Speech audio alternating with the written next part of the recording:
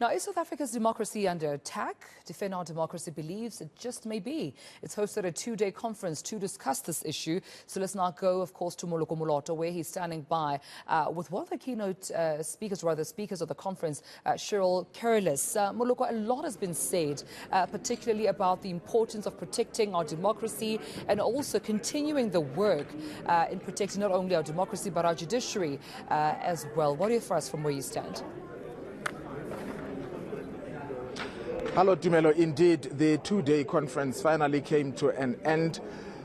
The closing remarks, of course, were made by ANC veteran Cheryl Careless. At some point, she acted as the Secretary General of the ANC, and she did not hold back, Dumelo. In fact, she said, if the President of the Republic is dodgy, South Africans should not offer him space to breathe. However, she's calling on the President to come out clear so that if this is a personal agenda against him and his family, South Africans should rally behind him, knowing fully the details around this matter. She joins me now. Ma'am, thank you so much for agreeing to speak to us. Firstly, you have ventilated on this issue. You call it very serious, this Phala matter. But if indeed it is serious, why can't President Cyril Ramaphosa step aside and allow the process to continue? Well, there's a lot of mischief making here, and I'm very mindful of the fact that the people who are making these allegations have very, very serious charges hanging over their heads.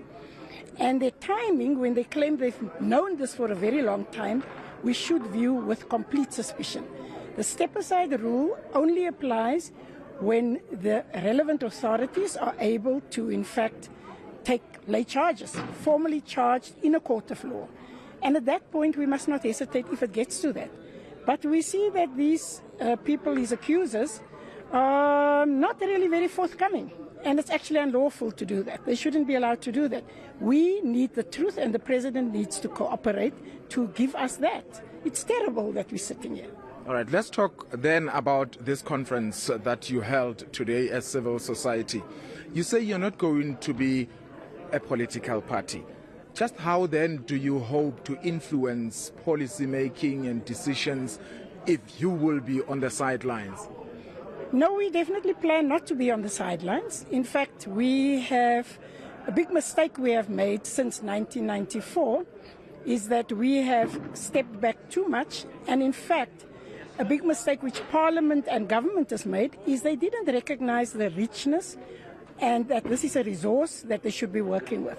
So no, none of us have any political ambitions. In fact, it was stated up front that nobody undertakes that they will actually run for elections. So there are political parties, and whether new ones get formed, it's not our job. Our job is to protect the vulnerable. Yeah, finally, talking of political parties, you did say that there's intimidation within the EFF, the DA and the ANC of people who are trying to speak out. I mean, if those who are politically active and have a voice to speak out are intimidated, who should South African be putting their trust on? Well, the trust deficit is a big issue, but we are saying that this conference pledged to back those, because we need good people to become members of Parliament, to become elected officials. Many of the crowd in Parliament at the moment are ones who have deservedly lost our trust. And we will protect the good people in political parties. Cheryl Careless, thank you so much. Dumelo, allow me to speak to Tessa Dooms. We know her as a political analyst. Tessa, it's all good to come to this similar discussions, but how are you going to make sure, therefore, that this doesn't necessarily become a talk shop? I think the point of today was to have a starting point around how does civil society start to see its role in our democracy. As Cheryl has said, I think one of the things that happened in the 94 moment is you had all of the civic energy, what was called civics, in the UDF time, that really was dissipated, and people gave over their right and their role as people of the country, as voters, as citizens, into the hand of a government without seeing that there's still a role to play for communities. There's still a role to play for people who are outside of political parties. But I think that this conference has made two other things that are really important. One is a new politics.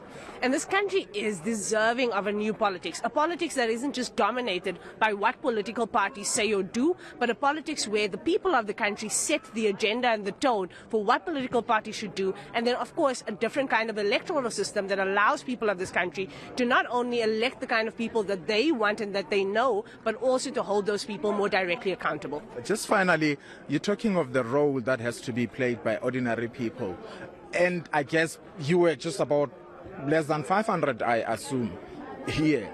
And some people would say this was just a gathering of the middle class, the intellectual groups.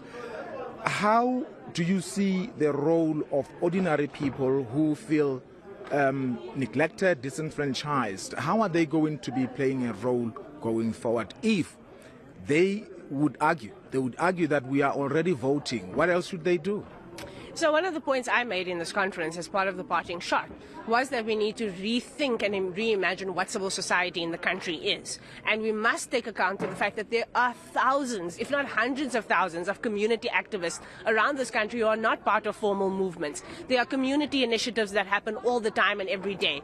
And I have made a call to action to this group to say that we need to extend our resources, our social networks, and our ability to convene to people who feel like they're doing this on their own and they're keeping the country going on their own. I will say, and I say it emphatically in the spaces that I'm in, that this country is being held together by communities and community activists, and it's our responsibility as civil society as well to even interrogate our own ways of convening, our own ways of activism, because the broad base of people in this country, we need to democratize democracy to them, and they need to be the ones that not only vote, but the ones who hold accountable, the ones who put the issues on the table, the ones who are the ones who start projects in their communities and get them funded and get them going, because it's the people of this country that are actually going to run it, not just a few people here and there in pockets. Thank you so much, Tessa Dooms. She was part of the delegates who had attended this two-day conference here in Boksburg. Earlier, of course, we spoke to Reverend Frank Chikane, the man who